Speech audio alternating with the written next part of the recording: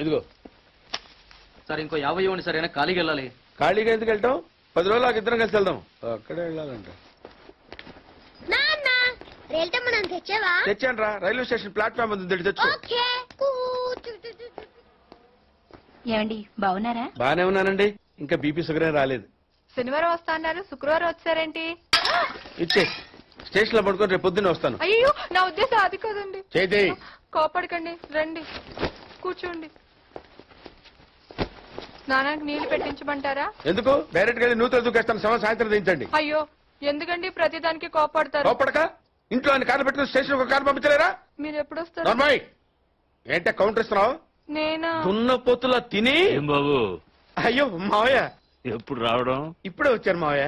వస్తున్నామని తెలిస్తే కారు పంపించేవాడిని. కార్లు ఎందుకులే మావయ్య, పిలిస్తే పరిగెట్టుకుంటూ వచ్చేవాడిగా.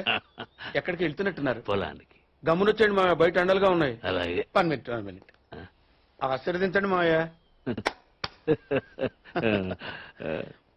మొసలుడే గాని మహానుభావుడు. ఏంటే ఇందాకేంటి తిడుతూ ఆపాను? దున్నపోతుల్లో రాగానే మొదలెట్టావా? ఊరుకున్నా, నువ్వు కూడా అలాగే మాట్లాడతావు. రాగానే పెళ్ళని తిట్టాను, నాకేమైనా మనసు లేదనుకున్నావా? వచ్చి ఆల్రెడీ 5 నిమిషాలు అయింది. నువ్వు మారవు. నా సంగతికేం గానీ ఏంటి పార్తుగాడు వచ్చాడంటగా? నువ్వు రాలా, అలాగే వాడొచ్చాడు. నేను రావడానికి ఆడు రావడానికి తేడా లేదు.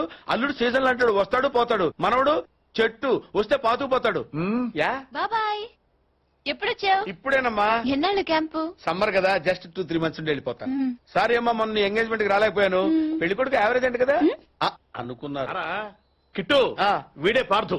వీడేంటి ఇంత ఎంత ఉన్నాడు? వీడు పారిపోయిన తర్వాత నీకు పెళ్ళయింది. ఇంకా నయం వచ్చిన తర్వాత శోభనం అవ్వలేదు. ఏం చదువుకున్నావు బాబు? ఈ ఆలోచించేది చదువుకునే రోజులు ఆలోచిస్తే మంచి డిగ్రీ అయినా వచ్చేది. అందుకే ఎడ్యుకేషన్ నెగ్లెక్ట్ చేయకూడదు అంటారు. Knowledge is divine. అంటే జ్ఞానం వైన్ లాంటిది, ఎంత తాగితే అంత బలం అన్నమాట. ఏంటంటే ఇటు చూస్తున్నావు? ఇంగ్లీష్ రాదా? డివైన్ అంటే వైన్ విస్కీ కాదండి, చాలా గొప్పదన్నారు. ఓహో, ఇప్పుడు అలా కూడా రాస్తున్నారు అన్నమాట. అలాగే రాస్తారు. ఓహో, రా. ఎక్కడికి రా చెప్తాను. వాళ్ళు నాకు సైడ్ కొడుతున్నారు. నువ్వు అలా కొట్టు, ఆళ్లే పడి ఉంటారు. అలా కొడితేనే ఇలా వచ్చేసారు. ఆళ్లలో ఎవడన్నా నీకు నచ్చాడా? మరెందుకు అనుకొట్టావు? వాళ్ళకి నేను నచ్చానో లేదో చూద్దామని. వాళ్ళు ఒకడు నన్ను పెళ్లి చేసుకుంటానంటున్నాడు. కంగ్రాచులేషన్స్. ఇప్పుడు నేనేం చేయాలి? మొన్న అబ్బుజ్జి గారిని కొట్టావుగా, అలా కొట్టు. వాళ్ళెవరో కూడా నాకు తెలీదే. ఆ సిగరెట్ కాల్చేవాడి పేరు అంజి, పక్కనున్నవాడు నల్ల సీను, ఆ బొండంగాడి పేరు సుబ్బు. ఏంటి నన్ను చూస్తావు?